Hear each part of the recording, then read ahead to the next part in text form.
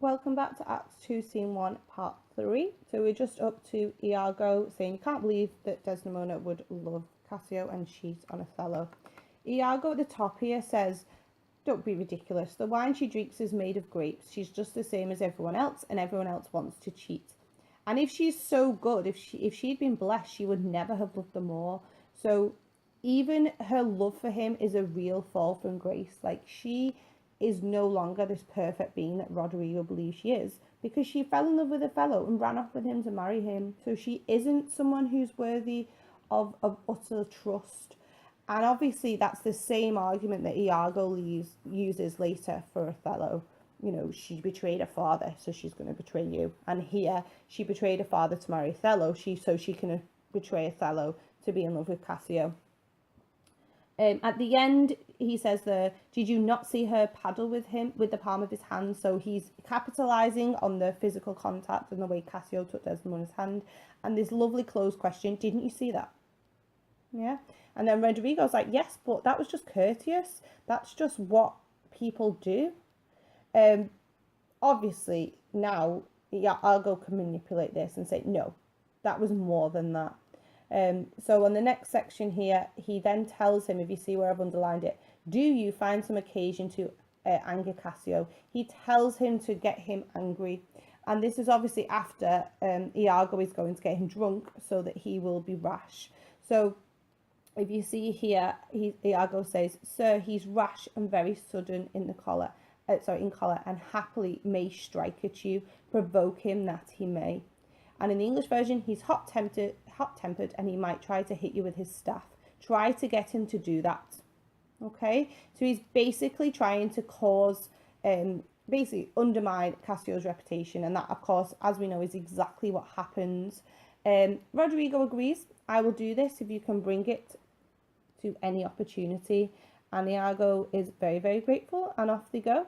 So within, again, the space of about a page, Iago's convinced Rodrigo to do his bidding for him. He's going to undermine Cassio's reputation in Cyprus, so that with the idea that would make Desdemona not to look to him as her second choice, and maybe instead she will look to Rodrigo. Right, here is Iago's second soliloquy now.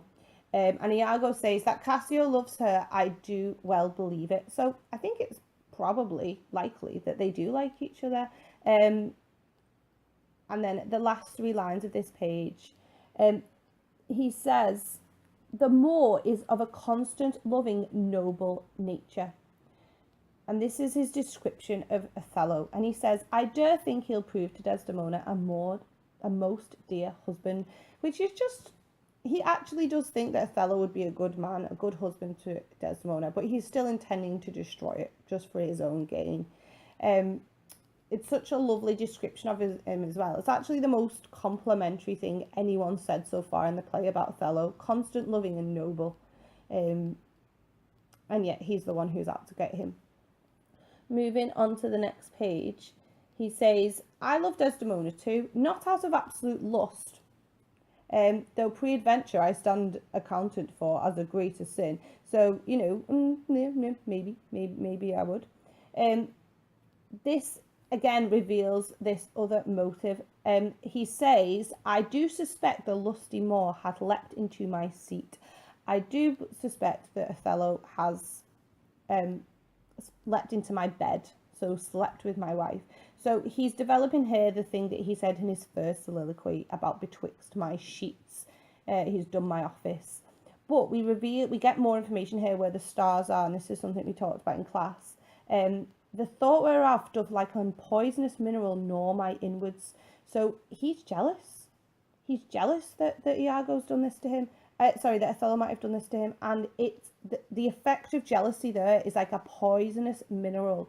That is an image that's continued throughout the play, this idea of jealousy being poison. And once you're jealous, it spreads and you can't control it. And it's gnawing his inwards, it's eating him alive inside. So here I think is the most secure link between the argument that Othello and Iago are essentially driven by the same feeling to do the same action. Othello is violent, Iago is violent in a smarter way, essentially, The only difference is in the next two lines. Oh, sorry, this was in the first soliloquy, isn't it? You know, when he says that he doesn't want evidence, he doesn't need evidence in Act 1, Scene 3. Othello actually does ask for evidence at least. The next two lines here is, and nothing can or shall content my soul till I am evened with him, wife for wife. So basically, he's actually, if you look at the top bit where he says, I don't want her out of lust, but I might sleep with her. This is the idea that he won't be content until he's evened with him, wife for wife. He needs revenge. He needs to get his own back. And it's a wife for a wife, like an eye for an eye. Of course, Desdemona dies rather than sleeping with Iago. So he then says, if I can't get wife for wife, then I will do it this way. I will put them all in, at least into a jealousy so strong that judgment cannot cure him, which is exactly what he does. So Othello ends up being in a place where he can't make wise decisions. He decides to kill his wife without even asking her. Which thing to do if this poor trash of Venice, whom I trace for his quick hunting, shall the putting on? I'll have our Michael Cassio on the hip, abuse him to the more in the right garb, for I fear Cassio with my night cape too. So here, again, we find out that he fears that Cassio might have slept with his wife as well. Make the Moor thank me, love me, and reward me for making him an ass. Brilliant. So he stands on the stage and he tells the audience, I'm going to draw Cassio into this. I'm going to make the Moor think that I am the best thing in his life. He will thank me, love me, and reward me while I make him look like an absolute ass.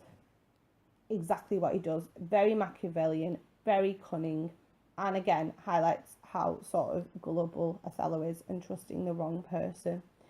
And off Iago goes. I'm just going to briefly comment here on Act 2, Scene 2. Essentially, it's not important. You can see there how long it lasts. The war ends and there's a feast, and that is it. And that takes us then onto Act 2, Scene 3, the fight scene, which will be in a next video.